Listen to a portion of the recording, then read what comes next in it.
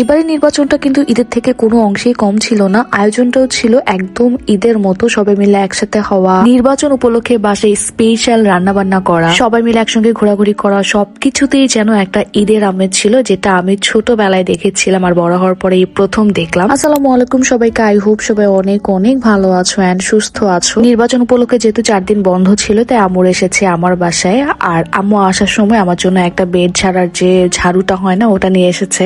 কারণ আমার বাসার যে ঝাড়ুটা ওইটা ভেঙে একদম অবস্থা খারাপ। আমি যখনই বাইরে যাই আমার ওটা কেনার কথা একদমই মনে থাকে না, তাই আম্মু এবার মনে করে ওইটা নিয়ে আসছে। সেদিন সন্ধ্যায় আমি সবার জন্য বাসায় ফুচকা বানিয়েছিলাম। এখানে আমি ফুচকার জন্য একটা টক বানাচ্ছি। তেঁতুলের মধ্যে আমি এখানে জিরার গুঁড়া, চিনি, চিলি ফ্লেক্স, মরিচের গুঁড়া, লবণ আর একটু টেস্টিং সল্ট দিয়ে আমি একটা টক বানিয়েছিলাম। আমার হাতের এই টকটা খুবই মজা হয়। সেদিন আমি যে ফুচকাগুলো বানাচ্ছিলাম ওগুলো কেন জানি একদমই ফুলতেছিল না। আমরা পরে এগুলো চিপসের মতো করেই খেয়ে ফেলেছি। আমি আবার নিচে গিয়ে ফুচকার প্যাকেট কিনে এনে আবার বানাই। আমার কাছে কিন্তু বাসার এই সিম্পল ফুচকাটা অনেক বেশি ভালো লাগে। বাইরের দোকানে যে ফুচকা থাকে সেটার টেস্ট তো একটু অন্যরকম, সেটা অন্যরকমের মজা, বাট বাসার এটাও কিন্তু আমার কাছে অনেক ভালো লাগে। আর ভর্তাটা কিন্তু খুবই সিম্পল। আমি জাস্ট আলু ভর্তা করে ওখানে একটু জিরার গুঁড়া, একটু ম্যাগি মশলা আর একটু কি জানি দিলাম, আমার মনে নাই ঠিক। ও হ্যাঁ, গরম মশলা দিয়েছিলাম। তারপর আমরা ফুচকা খেলাম। এরপরে আমার বাসায় তো চা ছাড়া একদমই হয় না, চা খেলাম।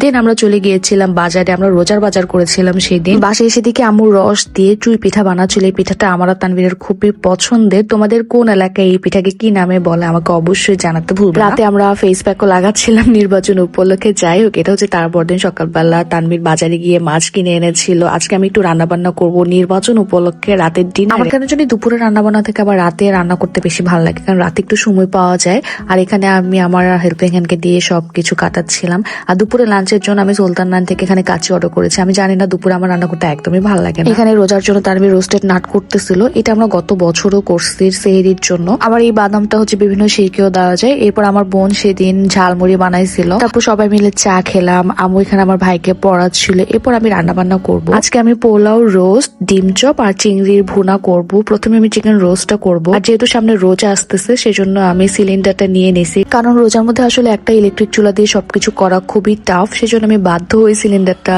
নিয়ে নিছি। তোমাদের সবার এলাকাগুলোতে সিলিন্ডারের দাম কত নিচ্ছে আমাকে একটু কমেন্ট করে জানাও প্লিজ। আমি আজকে যে চিকেন রোস্টটা করতেছি ওটা পুরাটাই আমি প্যাকেট মশলা দিয়ে করব। এক্সট্রা কোনো মশলা আমি ইউজ করব না। খুবই সহজ একটা রেসিপি। আমি এক্সট্রা করে জাস্ট টক দই আর টমেটো সসটা অ্যাড করেছি। এখন আমি মাংসগুলোকে মশলাটার সাথে ভালো করে কষি। এখানে আমি একটু মিল্ক দিয়ে দিলাম। অন্যদিকে আমার ভাই বোনকে কাজে লাগাই দিলাম আলুগুলোকে একটু ম্যাশ করার জন্য। তারপর আমি রোস্টের মধ্যে এখানে 1 চামচের মতো চিনি দিয়েছি, একটু মিল্ক পাউডার দিয়েছি, একটু কেওড়া জল দিয়েছি, কয়েকটা কাঁচামরিচ আর অল্প একটু পেঁয়াজ বেরেস্তা দিলাম। পেঁয়াজ বেরেস্তা আমি যখন বাটিতে আবার সার্ভ করব তখন অনেকগুলাই দিব। এরপর আমি ডিম চপ গুলো করে নিলাম। আর এখন আমি খুব সিম্পল ওয়েতে চিংড়ির দো পেঁয়াজা করছি। সেদিন যেটা হয়েছে, আমার হাউস হেল্প চিংড়ি মাছগুলো কাটতে গিয়ে ওগুলোর মাথা টাথা সহ ফেলে দিছে, যার কারণে আমার চিংড়ি মাছগুলো দেখতে একদম ছোট লাগতেছিল। পোলাও রান্না করলাম অফ ক্যামেরা, তার বেসন দিয়ে আমি ডিম চপটা করেছি, কারণ ব্রেড কাম দিয়ে করলে না মাঝে মাঝে আমার ডিম চপ গুলো ভাজার সময় ভেঙে যায়, এই জন্য আমি রিস্ক নিই। তারপর আমি টেবিলে সবকিছু সুন্দর করে সার্ভ করলাম। সবাই মিলে একসঙ্গে ডিনারটা এনজয় করলাম। আমার হাতের আবার রোস্ট পোলাও এগুলা ভালোই হয় মাশাআল্লাহ। রোস্টের মধ্যে আমি মাঝে মাঝে বাদাম বাটাও অ্যাড করি, বাট যখন আমার হাতের কাছে থাকে না বা যখন বাদাম বাটাটা থাকে না তখন আমি এইভাবে সিম্পল ভাবে করি। আর এইটা হচ্ছে তারপর দিন, মেইনলি যেদিন হচ্ছে ভোটের দিন আর কি। ওই দিন বের হয়ে দেখলাম রাস্তাঘাট একদম ফাঁকা। মানে কেন জানি মনে হচ্ছিল আজকে ঈদের দিন, ঈদের একটা ভাইব দিচ্ছি। যখন ছোট ছিলাম, যখন সুন্দর করে ভোট হতো তখন তো আসলে এত কিছু বুঝতাম না।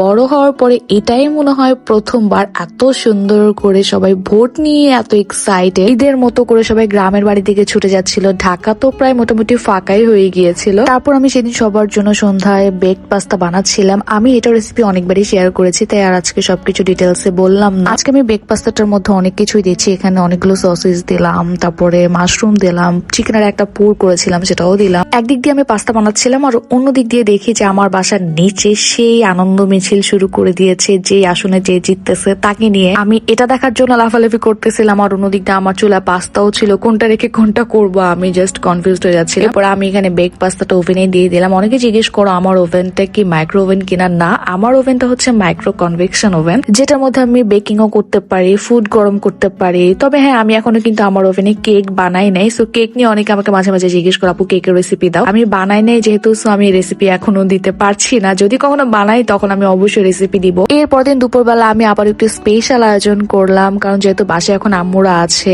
আম্মুরা কিন্তু বাসায় হচ্ছে ফ্রাইড রাইস, মানে আম্মুর বাসায় কি ফ্রাইড রাইস অত করে না, মানে বাংলা খাবার গুলাই বেশি করে। আমি ট্রাই করি আমার বাসায় বাংলা খাবার গুলো স্কিপ করে একটু স্পেশাল কিছু করতে। সেদিন আমি বেগুনের একটা আইটেম করেছিলাম, ওইটা আমি রোজার মধ্যে শেয়ার করবো না, ওই দিন আমার কোনো রেসিপি শুট করা হয়নি। দেন সেদিন সন্ধ্যায় আমরা সবাই মিলে একটু চা এন্ড চিলি গিয়েছিলাম চা খেতে, আর অনেকগুলো স্ট্রিট ফুড ট্রাই করলাম। আমরা যখন আসছিল তখনই মনে হয় আমার বাসায় অনেক রান্না বান্না করা হয়েছে, ডেইলি রান্না বান্না করেছি। বাট আমি আর তানভীর যখন থাকি তখন কিন্তু আমার বাসায় ডেইলি রান্না একদমই হয় না। তানভীর সবসময় একটা কমন ডায়লগ, বাসায় যখন সবাই থাকে তখন আমি অনেক রান্না বান্না করি, আর যখন কেউ থাকে না তখন নাকি আমাদের বাসায় দুর্ভিক্ষ লাগে। যাই হোক, এরপর দিন হচ্ছে বসন্ত। এবার আমি, আম্মু, আমার বোন, আমরা 3 জন মিলে একসাথে শাড়ি পরেছি, সবাই মিলে একসঙ্গে বসন্ত সেলিব্রেট করতে যাব। আর যেদিনই কোথাও বের হব সেদিন আমার রুমের অবস্থা ঠিক এরকমই হয়। অনেকে ভাবতে পারো এবার আমার আব্বু কোথায়, আব্বু আসলে আমাদের গ্রামের বাড়িতে গিয়েছে, কারণ তখন তো ভোটের একটা আমেজ ছিল, সো গ্রামে তো এগুলার আমেজটা একটু বেশি পাওয়া যায়। আব্বু তখন গ্রামের বাড়িতেই ছিল। যাই হোক, প্রথমে আমরা গিয়েছিলাম সূর্যমুখীর বাগানে। এটা হচ্ছে উত্তরা দিয়া বাড়িতে, এটার এন্ট্রি ফি নেয় হচ্ছে 30 টাকা করে। তোমরা এখানে না সকালে আসলে ছবি তুলতে পারবা, অনেক সকালে মানুষজন থাকে না, বাট যখন আস্তে আস্তে দুপুর হয়ে যায়, বিকেল হয়ে যায়, তখন কিন্তু মানুষজন আসা শুরু করে, তখন অত ভালো ছবি তুলতে পারবা না। যখন মানুষ আসা শুরু করে তখন আমরা ওখান থেকে বের হয়ে পানকড়ি নামের একটা রেস্টুরেন্টে চলে যাই। ওই রেস্টুরেন্টটা কিন্তু আবার অনেক সুন্দর ছিল, একটু বাঙালি থিমে। এরপর আমরা বোট রাইডও করলাম। আমার ফোনে চার্জ শেষ হয়ে গিয়েছে দেখে এরপর আমার আর কোনো কিছু রেকর্ড করা হয়নি। তোমরা আজকে ব্লগটা এই পর্যন্ত। আর তোমরা কি রামাদান প্রিপারেশন ব্লগ চাও কিনা আমাকে অবশ্যই কমেন্ট করে জানাও, তাহলে আমি একটা রামাদান প্রিপারেশন ব্লগ বানাবো। আজকের জন্য আল্লাহ হাফেজ।